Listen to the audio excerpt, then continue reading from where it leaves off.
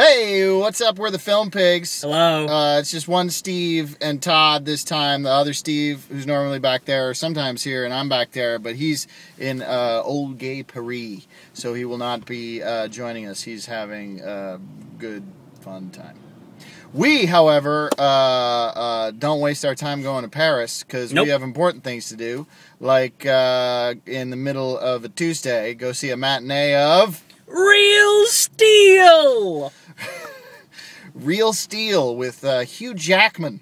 And why don't you tell the good people in YouTube land what this was about? Real Steel is a science fiction movie where... It's set in 2020. Set in the... So far in the future. So you can't possibly imagine. Impossible. Set far in the future where the future sports have combined Rocky and Over the Top with robots. Yeah, that's exactly what it is. If you've seen the trailers for the film, you know exactly what you're getting into.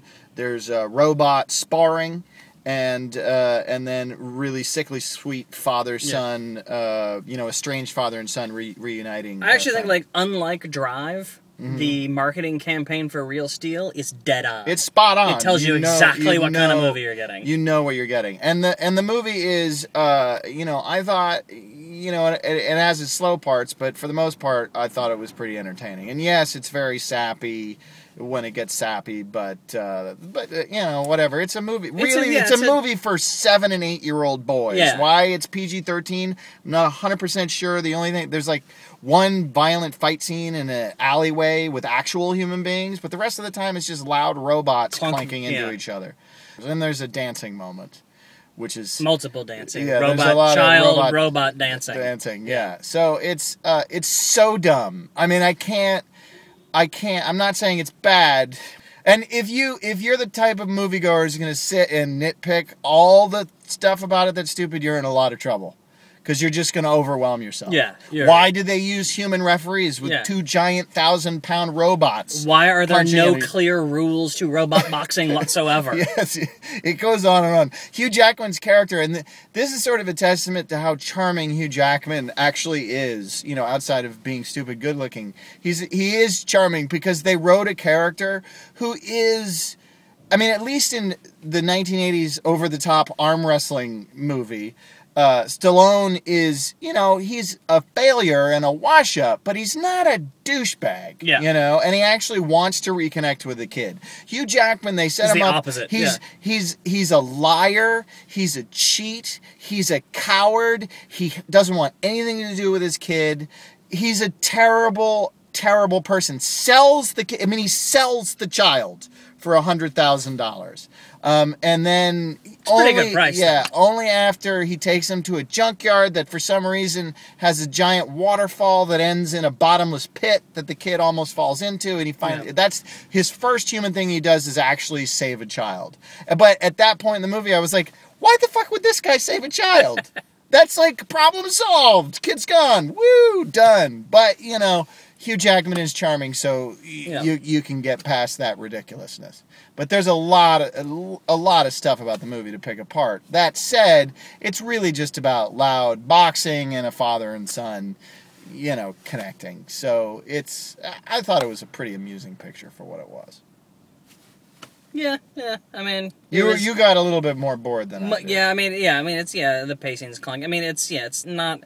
It's not a good movie. It's way too long. The ArcLight guy, the guy who came out at the ArcLight, the fancy theater, he said it was only an hour and a half. It's not an hour and a half. It's a 2-hour movie. Yeah. It's a 2-hour movie. I think what he meant to say is this movie, Real Steel, should have been 90 minutes. Yeah, should have been a tight 90 minutes, but it's not. If I'm not mistaken, Over the Top, which is the exact same movie as Real Steel, except with arm wrestling instead of shiny robots, with Stallone from back in the 80s. But I'm pretty sure that movie was 90 minutes. And I think this movie could have easily been cut down to 90 minutes. Yeah. I mean, I think that was the problem with the pacing. It really should have just gone back and forth between... First of all, the whole Evangeline Lilly from Lost, she's sort of Hugh Jackman's romantic interest in the movie. But she's slight in the movie, and she's pointless. Her presence is kind of pointless. Not that I want Evangeline Lilly to lose a job or have lost a job or whatever, but her part is pointless and just drags the proceedings. You only need the sentimental sap with the father and son. You don't also need him having sentimental love moments with Evangeline Lilly. Cut that. More robot fighting. Yeah, exactly. That would be my main criticism is the pacing. But it's dumb. I mean, it's so dumb. I think we've established that. I like when movies are that dumb. I enjoy it. So, what have you seen lately? Anything? This is the first movie I've seen since Drive, because Drive made me not want to see movies for a while.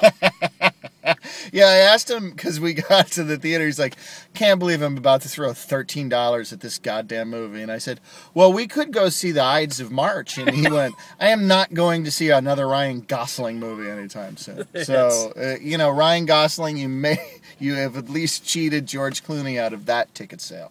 Good luck without my $13, guys. So, what have I seen? I saw A Dolphin Tale. Oh, yeah. Which is the sickly sweet mutilated dolphin movie. Liked it. I really liked it. It's really sickly sweet, but I would imagine it's easily the best live action family film that's come out this year, probably in the last couple years.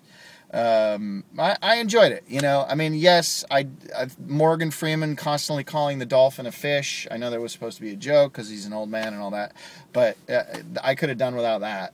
But it was a well-made movie and a well-paced movie, and it was amusing, and it's sweet. It's sickly sweet, yes, but it was enjoyable, and I wept. I'm gonna just freely admit that I wept. And then I saw The Killer Elite. Oh, how was that? Was it elite? Yeah, it was. It was not. It didn't have the kind of simple, straight up balls of your usual Statham picture. It's.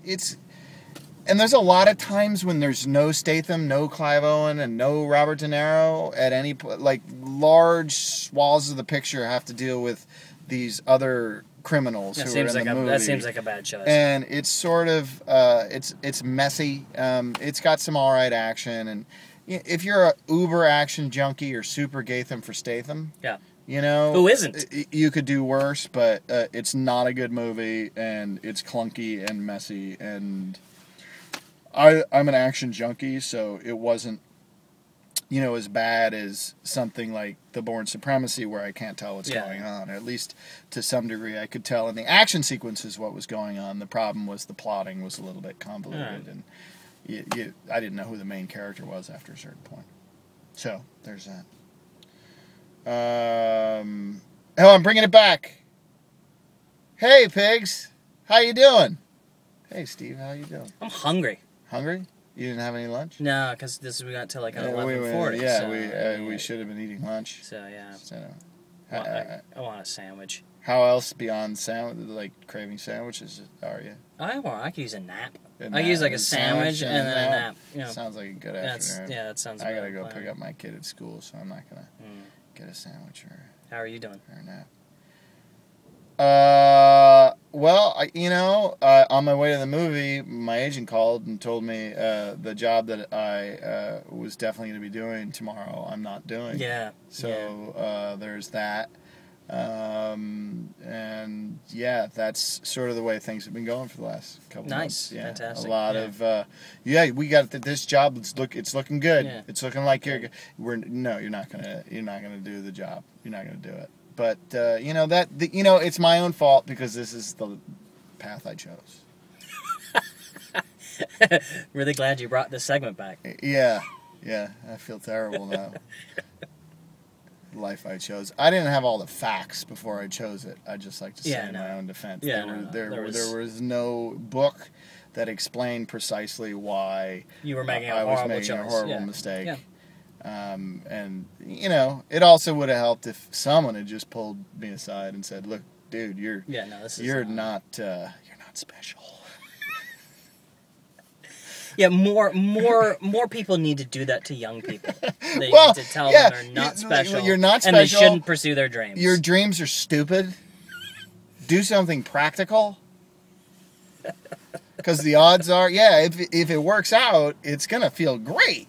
But you could also win the lottery, which I imagine feels great. You're kind of going off the rails here. What? Anyway. Real Steel. Real Steel.